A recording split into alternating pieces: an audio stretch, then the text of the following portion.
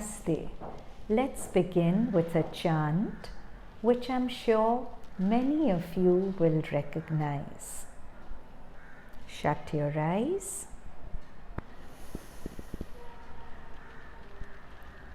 Asato ma sat gamaya, tamaso ma jyotirgamaya, mrityurmamritam gamaya.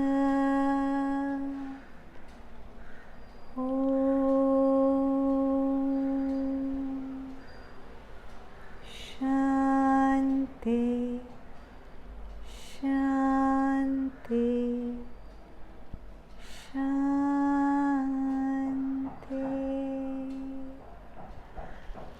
This beautiful mantra is from the Brihad Aranyaka Upanishad, and Rishi Yajnavalkya, who we are going to learn about today, is famous for his contribution to this Upanishad.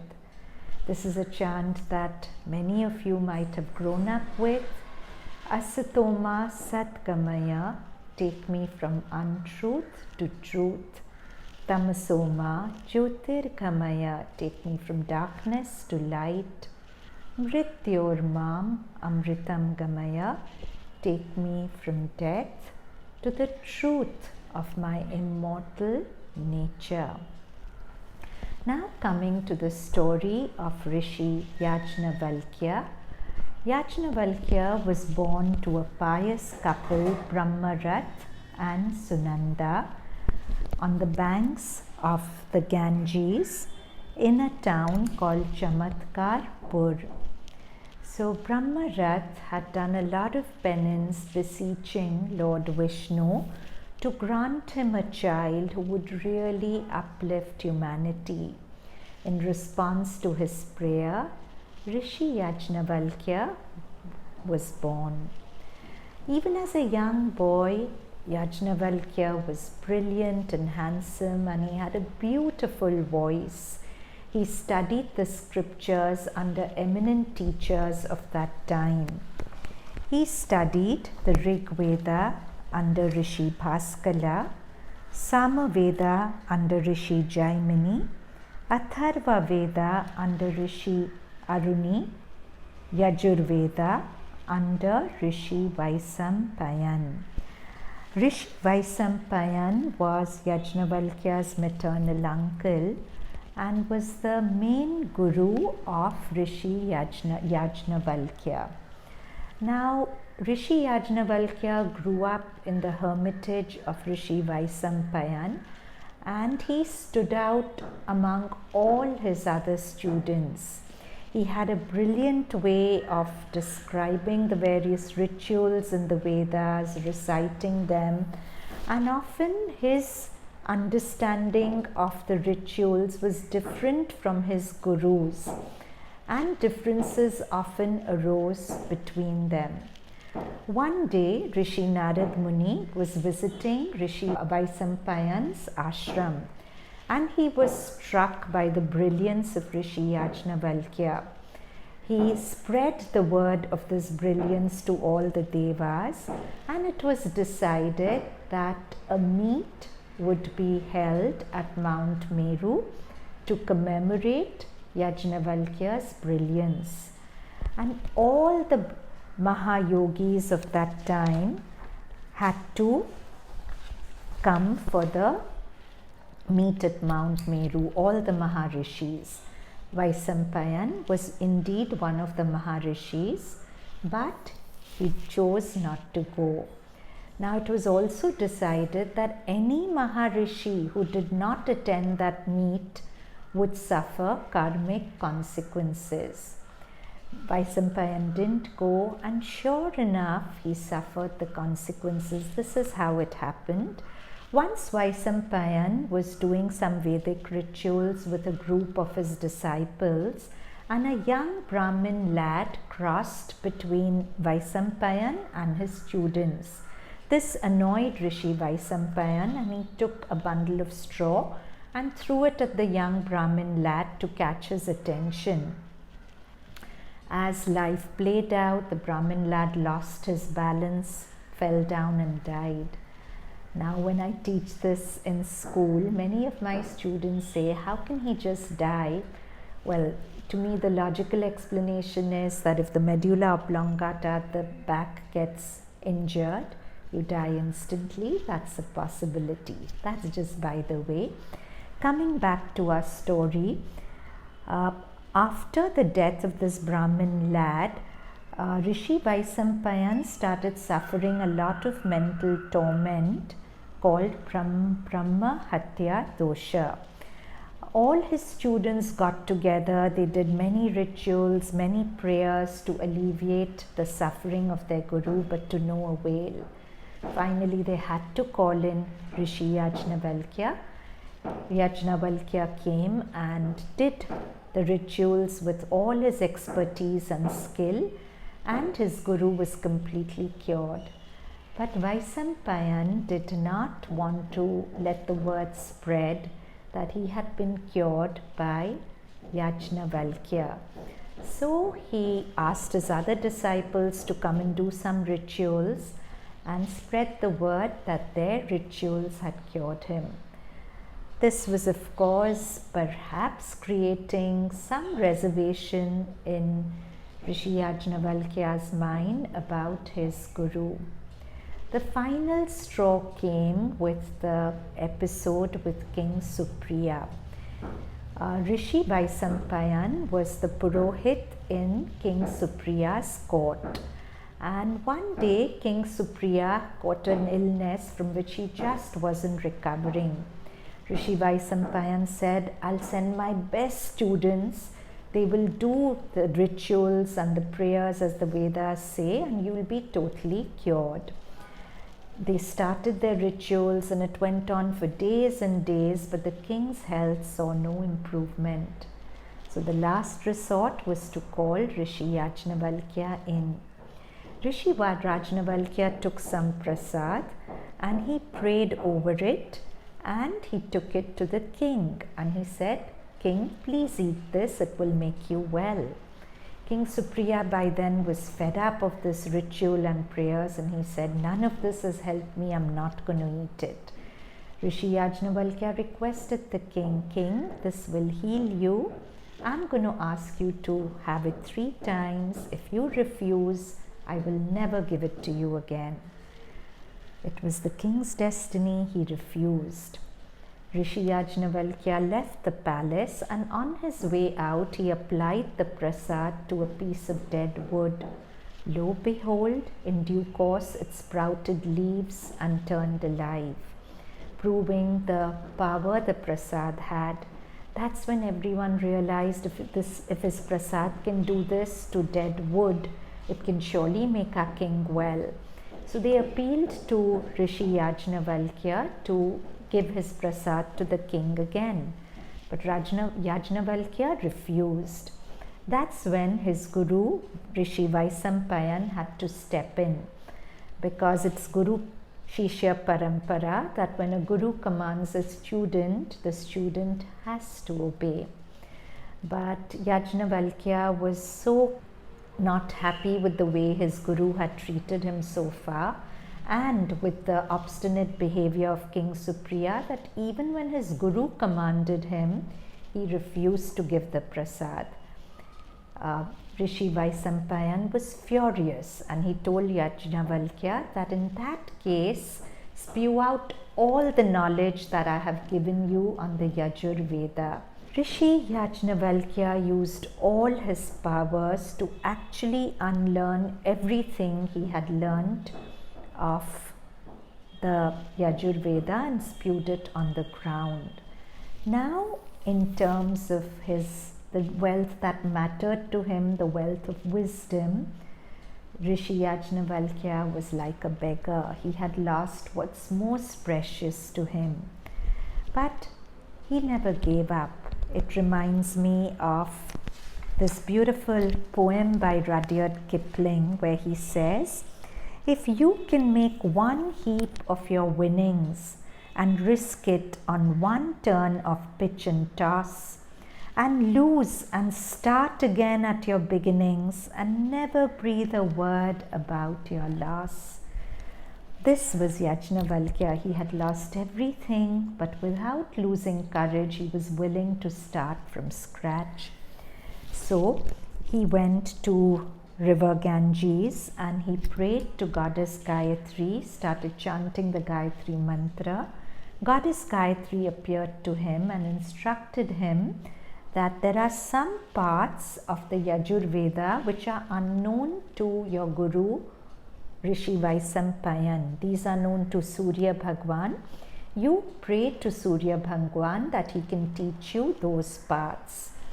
Yajnavalkya followed the instructions and prayed to Lord Surya. Lord Surya was pleased with his penance and devotion and gave him the gift of those shakhas of the Yajurveda which were unknown to Rishi Vaisampayan. This body of knowledge that he got from Surya Bhagwan came to be known as Shukla Yajurveda. The Yajurveda he'd spewed out when his Guru commanded him to is called Krishna Yajurveda or the Black Yajurveda. So once he'd received this knowledge from Surya Bhagwan told him that now you go set up your ashram and spread your teachings among your devotees. So Yajnavalkya followed Surya Bhagwan and set up his ashram on the banks of river Ganges at Janakpuri, which was a beehive of activity of various great Vedic scholars. In the meantime, Yajnavalkya also married a very noble girl called Katyayani, who was also deeply into philosophy. In course of time, Katyayani bore him children, and there was another great Vedantic scholar called Gargi who had a niece, Maitreyi. Maitreyi had great respect for Rishi Yajnavalkya, and she offered herself in marriage to him so that she could be with him and learn from him. And those days the whole milieu was such that it was not unusual for a man to take 2 wives, and Katyayani, his former wife, gave full sanction. Often Katyayani, Rishi Yajnavalkya and Maitri would be up at night discussing the Vedas and growing from each other's wisdom. Around that time, Raj Rishi Janak, Sita's father, was also a great Vedantic scholar, and eventually he became a great disciple of Rishi Yajnavalkya. Once when Raj Rishi Janak had convened a meeting at his palace for the Vedantic scholars and said that whichever scholar proves himself to be the most brilliant would get a gift of 100 cows with gold tied to their horns. Rishi Yajnavalkya came and told his disciples, okay, take the cows. So all the other scholars says, how can you take the cows first? Defeat us. And Yajnavalkya scathingly defeated all their arguments and propositions about the Vedas and finally took the cows home. Another time, Janak had questioned Rishi Yajnavalkya, which is the light that gives us guidance during the day? Rishi Yajnavalkya said, the sun. King Janak persisted, after sunset, which is the light that guides us? Yajnavalkya answered, the moon. King Janak asked, in the absence of sun and moon, the answer was Agni. King Janak persisted, which is the light which guides us in the absence of sun, moon and Agni? Rishi Yajnavalkya said, the word of the sacred scripture. King Janak again asked, which is the light that shines in the absence of all these? And Rishi Yajnavalkya said, Atma Jyoti, or the soul's light.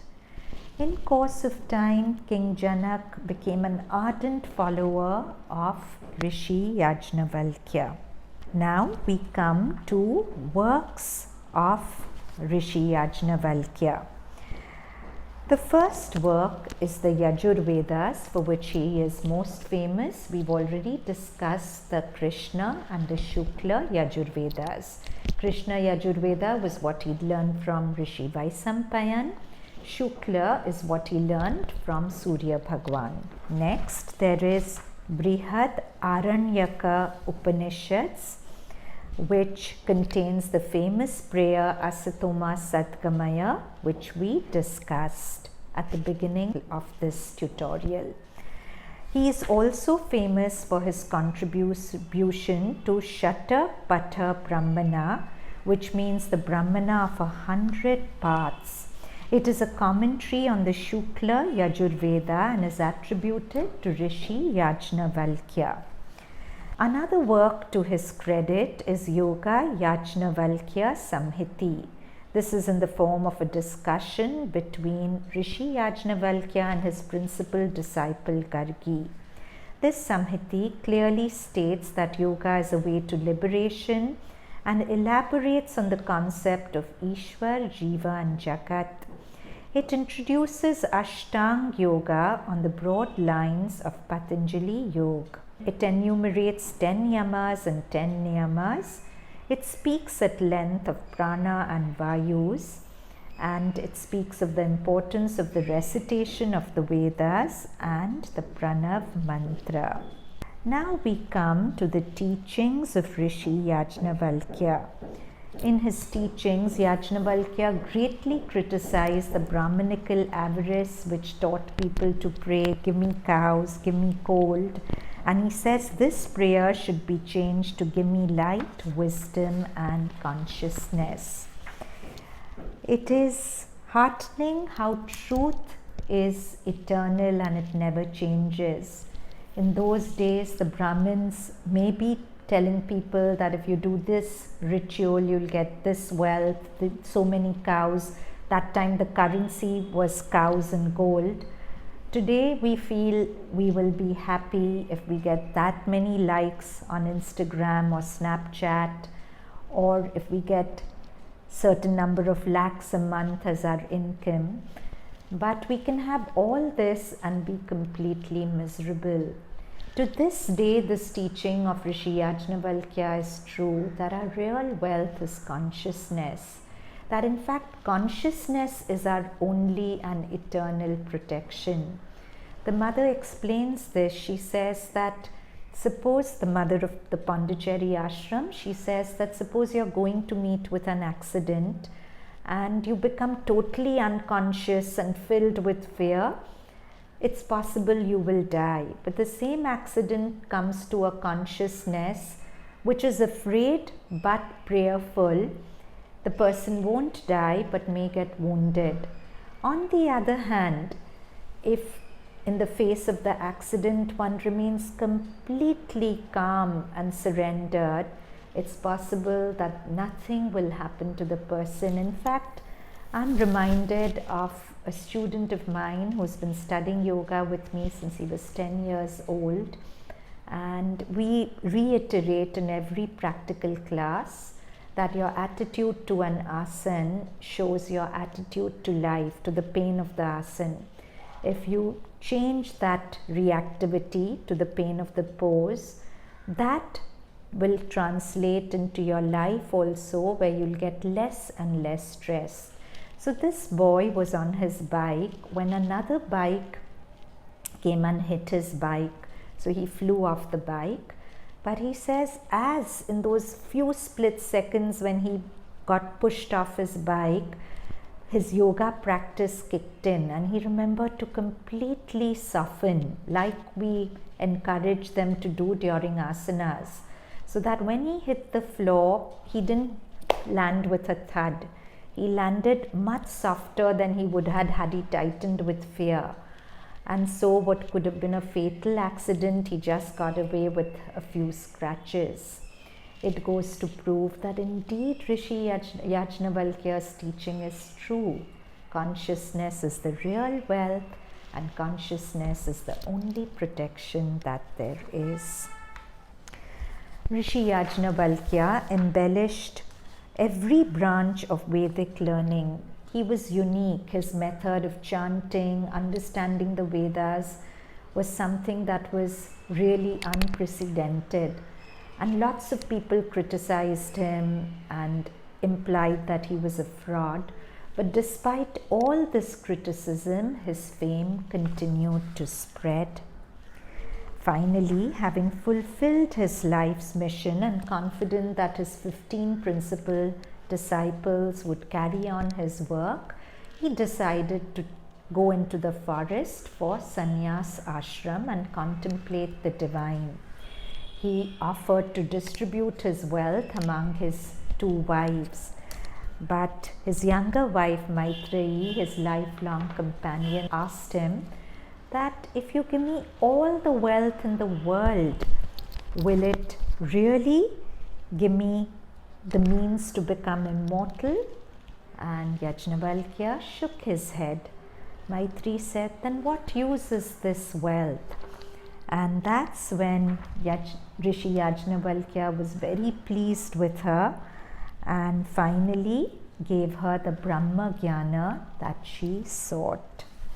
So this is the life, teachings and works of the great Rishi Yajnavalkya, to whom we owe so much of the riches that we still enjoy from the Vedas. Namaste.